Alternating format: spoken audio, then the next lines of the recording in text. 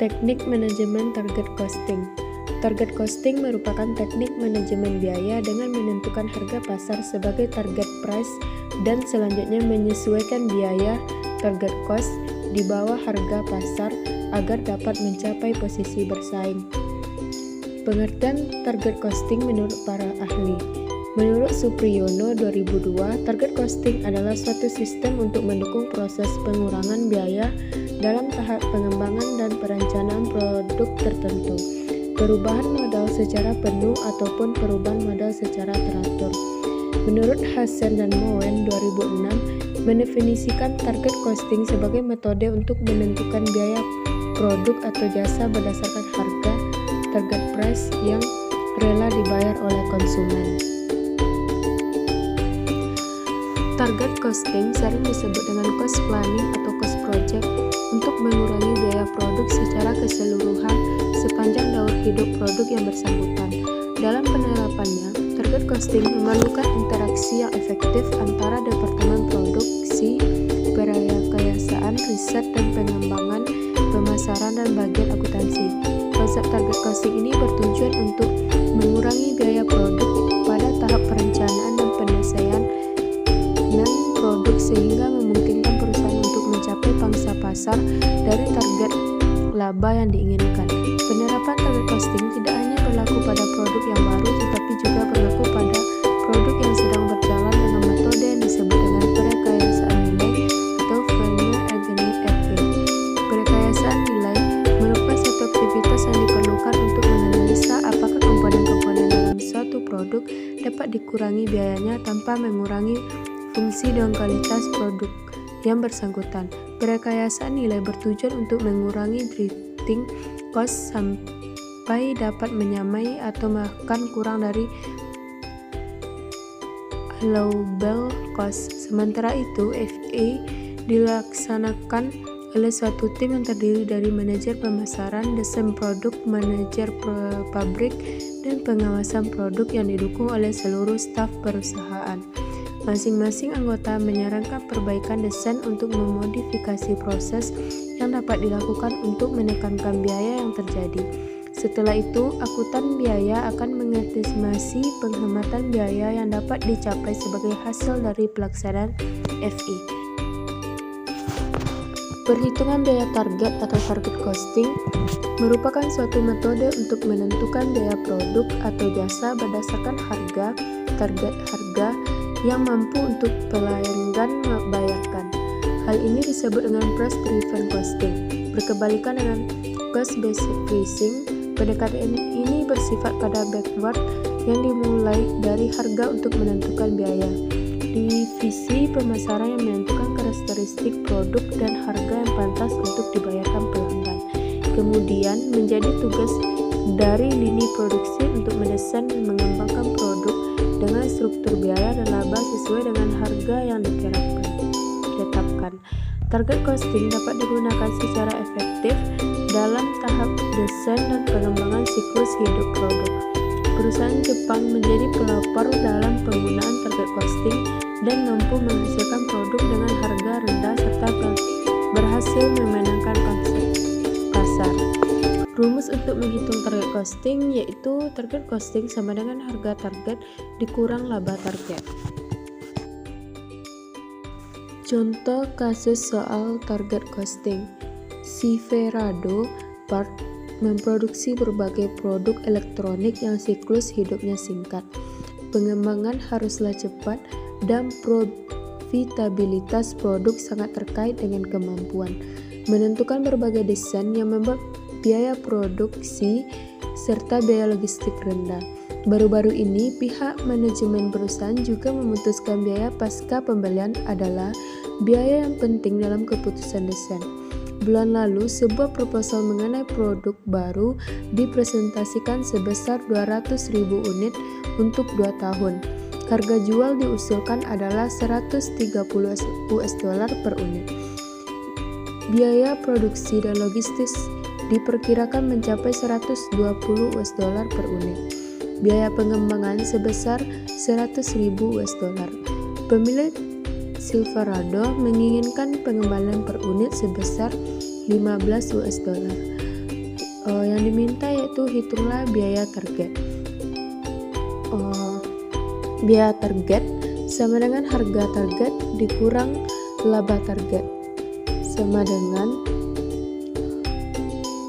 130 US dollar dikurang 15 US dollar sama dengan 15 US dollar. Biaya aktual sama dengan 120 US dollar ditambah 100.000 US dollar per 50.000 unit sama dengan 120 US dollar ditambah 2 US dollar sama dengan 122 US dollar. Materi kedua yaitu teknik manajemen Kaizen Costing. Pengertian Kaizen Costing menurut para ahli. Yang pertama, menurut Michel Porter, Kaizen Costing adalah salah satu alat yang dapat digunakan perusahaan untuk mencapai keunggulan kompetitif. Sistem ini membantu perusahaan untuk mengidentifikasi dan menghilangkan pemborosan, sehingga dapat menurunkan biaya dan meningkatkan profitabilitas.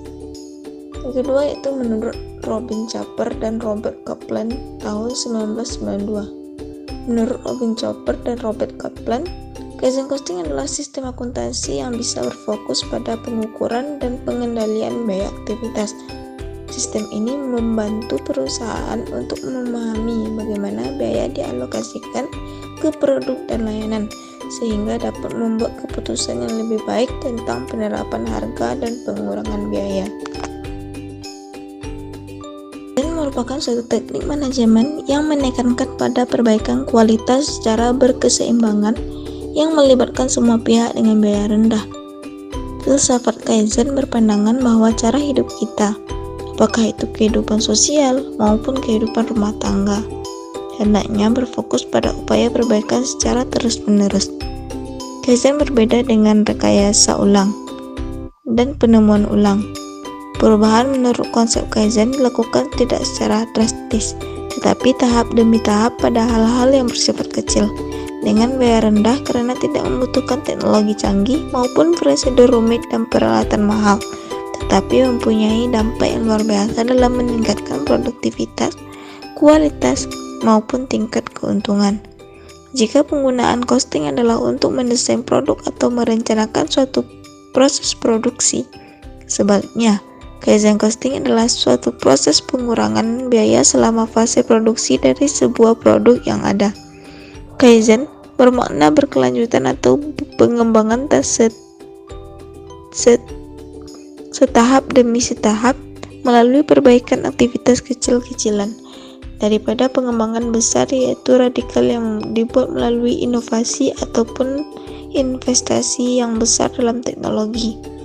Idenya sederhana, pengembangan adalah tujuan dari tanggung jawab setiap pekerja, dari CEO sampai pekerja kasar, dalam setiap aktivitas, setiap hari, dan sepanjang waktu, mulai usaha yang kecil, namun terus-menerus dari setiap orang. Pengurangan signifikan biaya dapat dicapai sepanjang waktu. Dalam menerapkan Kaizen, para pemimpin perusahaan atau organisasi berpegang pada dua prinsip, antara lain yaitu memerlukan proses atau cara kerja yang baik untuk mendapatkan hasil yang maksimal. Dengan proses atau cara kerja demikian, kita bisa bekerja lebih aktual, bukan bekerja lebih berat. Memilih gagasan-gagasan yang sekiranya bisa memungkinkan untuk dilaksanakan, kemudian menerapkannya dan bersabar menunggu hasilnya. Ternyata satu perbaikan kecil yang dilakukan dalam perusahaan ataupun organisasi akan dapat menghasilkan dampak yang besar, di mana waktu dan ulang dapat dihemat. Adapun langkah-langkah pemecahan metode Kaizen yaitu yang pertama, membentuk sebuah tim, yang kedua, membangkitkan masalah dan berkontribusi pada masalah yang dipilih, yang ketiga, mengumpulkan dan meneliti, yang keempat, membuat peringkat sistem, yang kelima, memilih objek penelitian, yang keenam, membuat jadwal penelitian, yang ketujuh, menganalisa kondisi sekarang, yang kedelapan, membuat fishbone diagram. Yang ke-9 mengumpulkan data.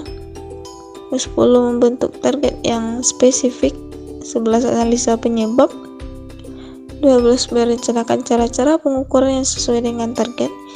13 melakukan pengukuran dan mengecek hasil.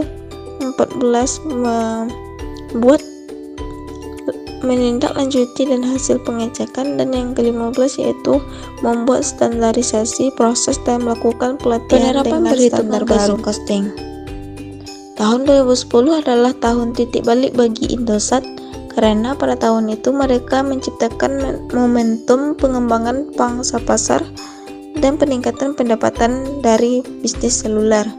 Indosat juga melakukan modernisasi jaringan telekomunikasi dan menyelesaikan kerangka dasar transformasi berkelanjutan di dalam bisnis, organisasi, dan sumber daya manusia. Pada akhir tahun 2010, Indosat mengalami peningkatan jumlah pelanggaran seluler, yaitu sebesar 34,3%. Hal ini bisa terjadi karena Indosat terus meningkatkan kualitas dan pelayanan kepada pelanggan. Indosat mencurahkan dana dan sumber daya dalam jumlah yang besar untuk memodernisasi dan melakukan perluasan seluler di tahun 2010.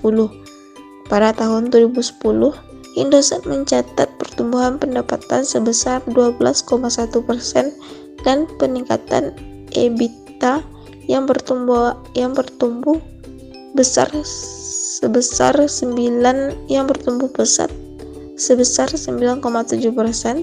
Peningkatan margin EBITDA ini menunjukkan kemajuan Indosat dalam program efisiensi biaya yang cukup menyesuaikan struktur insentif penjualan pulsa isi ulang untuk distributor dan pengecer, sehingga biaya memasarkan dan penjualan lebih efisien. Untuk mencapai keberhasilan tersebut, Indosat melakukan beberapa strategi pesaing. Di antaranya adalah melakukan biaya atau tahun 2010, Indosat berusaha untuk mengevaluasi seluruh pengeluaran perusahaan dan mencoba untuk memperketat pengeluaran perusahaan. Pengeluaran yang dianggap tidak terlalu penting ditekan maksimal mungkin. Di bidang produksi, Indosat menerapkan suatu strategi baru dengan pihak pemasok, sehingga Indosat memperoleh harga peralatan yang lebih kompetitif. Kemudian Indosat juga menerapkan prioritas yang lebih ketat untuk pemberlanjaan modal melalui peningkatan apakah proposal investasi yang diajukan akan menguntungkan secara komersial tanpa mengurangi kualitas jaringan dan pengembangan. Indosat mampu mengurangi rasio capex to sales secara signifikan, yaitu mengalami penurunan sebesar 11,584 miliar dari tahun 2009. Materi yang selanjutnya yaitu pengertian pertanggungjawaban sosial perusahaan. Tanggung jawab sosial merupakan suatu pemikiran bahwa bisnis memiliki tanggung jawab tertentu kepada masyarakat selain mencari keuntungan. Makna Corporate Social Responsibility atau CSR yang lebih luas adalah menuju social responsibility dan social leadership. Tanggung jawab sosial dapat diartikan sebagai kewajiban perusahaan untuk merumuskan kebijakan, mengambil keputusan, dan melaksanakan tindakan yang memberikan manfaat kepada masyarakat.